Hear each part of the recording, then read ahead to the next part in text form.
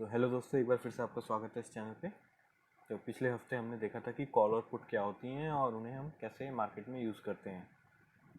तो last time हम दोनों का बिहेवियर जान चुके हैं कि गिरते केस में और बढ़ते केस में ये दोनों कैसे एक्ट करती हैं। इस बार हम जानेंगे कि in the money, out of the money और एट द मनी ये क्या चीज़ें हैं। साथ ही में हम जानेंगे कि स्ट्राइक प्राइस क्या होता है, स्पॉट प्राइस क्या होता है, और हम कब कहते हैं कि कोई ऑप्शन एट द मनी में है, कोई ऑप्शन इन द मनी में है, या कोई option out of the money में है। तो लेट्स स्टार्ट। तो यहाँ पे मैंने एक शीट पहले ही बना के रख ली है। इसमें क्या होता है कि हम देख रहे हैं कि एक स्टॉक है हमारा, सपोज इसकी करंट वैल्यू 100 रुपीज़ है। अभी केवल लेफ़्ट साइड, ये येलो एरिया के लेफ़्ट साइड वाले पे हम कॉन्सेंट्रेट करेंगे। तो यहाँ पे हम देख सकते हैं कि एक स्टॉक है, उसका प्राइस अभी 100 रुपीज़ है। तो मान लेते हैं कि वो जो स्टॉक है वो आने वाले टाइम में ऊपर की तरफ उसका रेट बढ़ भी सकता है, या फिर नीचे की तरफ उसका रेट गिर भी सकता है। वो स्टॉक हो सकता है आने वाले टाइम में 105 रुपये का हो जाए, 110 रुपये का हो जाए, 115 रुपये का हो जाए, या गिरते हुए 95 का हो जाए, 90 का हो जाए, 85 का हो जाए, ये कुछ भी हो सकता है। तो यहाँ पे क्या होता है, हमारा जो भी करंट प्राइस है, सपोज 100 है एक स्टॉक XYZ के केस में, तो ये हमारा स्पॉट प्राइस हो जाता है।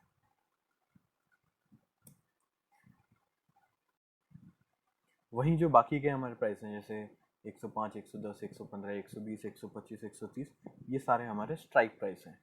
तो यहाँ हम लिख देते हैं स्ट्राइक प्राइस।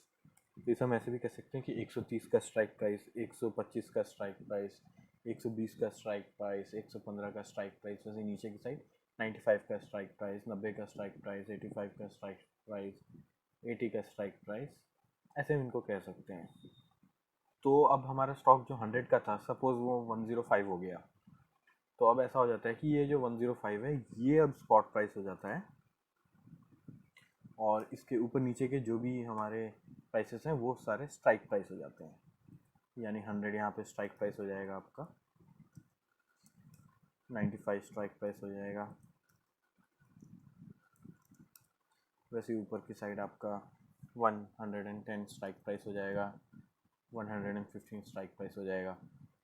और फर्दर अगर सपोज स्टॉक हमारा वापस 105 से 115 हो गया, तो ये 115 जो है ये हमारा स्पॉट प्राइस हो जाता है, और जो हमारा बाकी के हैं वो सारे स्ट्राइक प्राइस हो जाते हैं। तो ऐसे एक दिन में ये लगातार, क्योंकि हमारा स्टॉक का प्राइस मूव करते रहता है, वैसे ही हमारा स्पॉट और स्ट्राइक ये भी चेंज होते रहते हैं। चलो, तो पिछली वीडियो में हमने देखा था कि हमारा जो पुट होता है वो हमारा नीचे गिरने का इंश्योरेंस होता है। उसमें एक इंश्योरेंस बेचने वाला होता है, एक इंश्योरेंस खरीदने वाला होता है, जिन्हें हम ऑप्शन बायर, ऑप्शन सेलर भी कह देते हैं। तो पुट के केस में जो बायर होता है उसको नीचे गिरने के टाइम पे जितना गिरेगा उतना उसको प्रॉफिट होगा, और अगर ऊपर बढ़ जाता है तो उसको लॉस केवल जब वो प्रीमियम पे करेगा वो होगा। वहीं कॉल के साइड में ऊपर बढ़ने का इंश्योरेंस होता है कि अगर ऊपर बढ़ जाता है, उसने इंश्योरेंस खरीदा हुआ है, तो उसको केवल जो प्रीमियम है वो देनी पड़ेगी अगर स्टॉक गिर जाता है, और वहीं अगर स्टॉक बढ़ता रहता है तो जितना बढ़ेगा वो उसका प्रॉफिट होता रहता है। तो अब हम जानते हैं कि इन द मनी क्या होता है, आउट ऑफ द मनी क्या होता है, और एट द मनी क्या होता है। तो इसके लिए पहले हम वापस इसको रिसेट कर देते हैं। तो सपोज हमारा स्टॉक जो है वो अभी 100 रुपीज़ के प्राइस पे है। तो पुट के केस में हमारा क्या होता है कि हमारे जो भी स्ट्राइक प्राइस हमारे करंट स्पॉट प्राइस के नीचे के होते हैं वो आउट ऑफ द मनी होते हैं,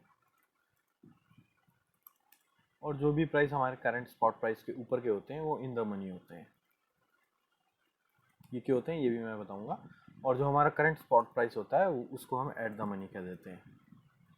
और इसके आसपास के जो स्ट्राइक होते हैं वो भी एट द मनी ही होते हैं, जैसे 105 और 95 ये भी एट द मनी है। ये क्यों? क्योंकि हो सकता है स्टॉक का प्राइस 100 ना हो के 102 हो। तो 102 के केस में 100 और 105 एट द मनी होंगे, और वहीं सपोज स्टॉक का प्राइस 98 है, तो 98 के केस में 100 और 95 ये दोनों एट द मनी होंगे।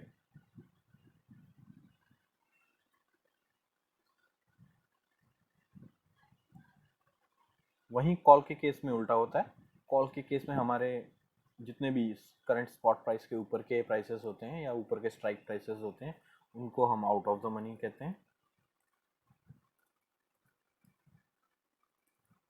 और जो भी स्पॉट प्राइस के नीचे के प्राइस होते हैं उनको इन द मनी कहते हैं।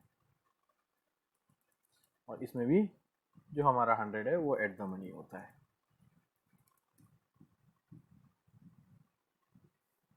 यहाँ पे भी सेम केस होता है कि अगर कोई प्राइस 100 और 105 के बीच में है, सपोज 103 है, तो वो भी एट द मनी कहलाएगा, और वैसे ही अगर 98 है तो वो in the sorry at the money कहलाएगा। तो हम ये जानते हैं कि यहाँ पे at the money, in the money और आउट ऑफ द मनी का क्या सिग्निफिकेंस है।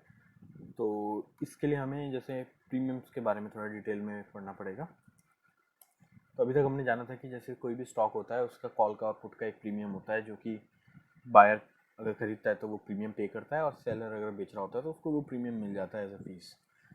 तो अभी पिछले हमने एग्जांपल में देखा था कि यहाँ पे हमारा एक हमने 100 रुपीज़ का एक शेयर लिया था, वो अगर 90 जा रहा था, तो पुट के केस में जो हमारा बायर था उसको 10 रुपये मिल रहे थे, 20 रुपये मिल रहे थे, और जबकि वो 5 रुपये पे कर रहा था, तो यहाँ पे 5 रुपये प्रीमियम था। तो यहाँ पे भी क्या होता है कि हर एक स्ट्राइक प्राइस का एक प्रीमियम होता है। सपोज 100 के केस में हमने 5 रुपये लिया था, तो वैसे बाय साइड कॉल साइड का भी एक प्रीमियम होगा और पुट साइड का भी एक प्रीमियम होगा।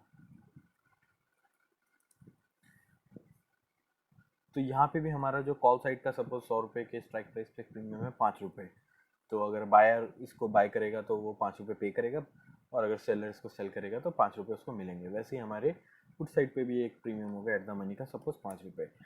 तो अब क्या होता है कि जैसे जैसे स्ट्राइक प्राइस जो होते हैं वो नीचे या ऊपर की तरफ बढ़ते हैं, तो उनका प्रीमियम में थोड़ी थोड़ी अमाउंट का डिफरेंस आता रहता है। जैसे कि पुट के केस में जब हम आउट ऑफ द मनी की तरफ बढ़ेंगे तो ये प्रीमियम जो है ये कम होते रहते हैं। सपोज 95 का 4.9 हो जाएगा, उससे नीचे का 4.7 हो जाएगा। तो जितना दूर हम एट द मनी से आउट ऑफ द मनी की तरफ जाते रहेंगे, प्रीमियम उतने कम होते रहेंगे। यहाँ 4.3 हो सकता है, यहाँ पे 4 हो सकता है, यहाँ पे 3 हो सकता है, यहाँ पे 2 हो सकता है, यहाँ पे 1 हो सकता है, जस्ट फॉर एग्जांपल। वैसे ही जैसे जैसे हम इन द मनी की तरफ बढ़ते रहेंगे, ये प्रीमियम्स हमारे बढ़ते रहेंगे। यहाँ पे 5.2 हो जाएगा सपोज, यहाँ 5.10 हो गया, ये 30 हो गया, यहाँ पे 5.7 हो गया, यहाँ 6 हो गया, यहाँ 8 हो गया। वैसे ही कॉल के केस में क्या होता है, जैसे जैसे हम ऊपर की तरफ बढ़ते रहेंगे, आउट ऑफ द मनी की तरफ बढ़ते रहेंगे, वैसे वैसे हमारे प्रीमियम्स कम होते रहेंगे। सपोज 4.9 यहाँ हो गया, 4.3 यहाँ हो गया, 4 यहाँ हो गया, 3 यहाँ हो गया, 2 स्ट्राइक प्राइस के लिए हो गया, इसके लिए 1 हो गया, जस्ट फॉर एग्जांपल। हालांकि पुट के आउट ऑफ द मनी और कॉल के आउट ऑफ द मनी की वैल्यू का आपस में कोई लेना देना नहीं होता है, ये किन्हीं अलग फैक्टर्स के कारण डिफरेंट हो सकती हैं, जिसके बारे में हम डिटेल में जानेंगे। फिलहाल जस्ट एक एक्सप्लेनेशन के लिए हम यहाँ पे इन्हीं वैल्यूज़ के साथ देखते हैं कि ये कैसे वर्क करता है। और वैसे ही कॉल का जो इन द मनी होता है उसकी वैल्यूज़ जो होती हैं वो बढ़ती रहती हैं। जैसे यहाँ 5.2 हो गया, यहाँ 5.8 हो गया, यहाँ 6 हो गया, यहाँ 7 हो गया, यहाँ 8 हो गया, यहाँ 9 हो गया, यहाँ 10 हो गया। तो हमारी जो सबसे पहली वीडियो थी इस सीरीज़ की, उसमें हमने देखा था कि स्टॉक खरीदने के 3 तरीके होते हैं। एक तो था नॉर्मल कैश के फॉर्म में, एक था हम फ्यूचर्स के थ्रू कैसे खरीद सकते हैं। तो ये दोनों हमने कवर कर लिए थे पिछली वीडियोस में, लेकिन एक टॉपिक हमारा रह गया था कि ऑप्शन के केस में हम कैसे स्टॉक खरीदें। तो स्टॉक को बाय करने के लिए हमारे पास ऑप्शन में भी 2 तरीके हैं, या तो हम पुट को सेल कर दें, या फिर जो हमारी कॉल होती है हम उसको बाय कर लें।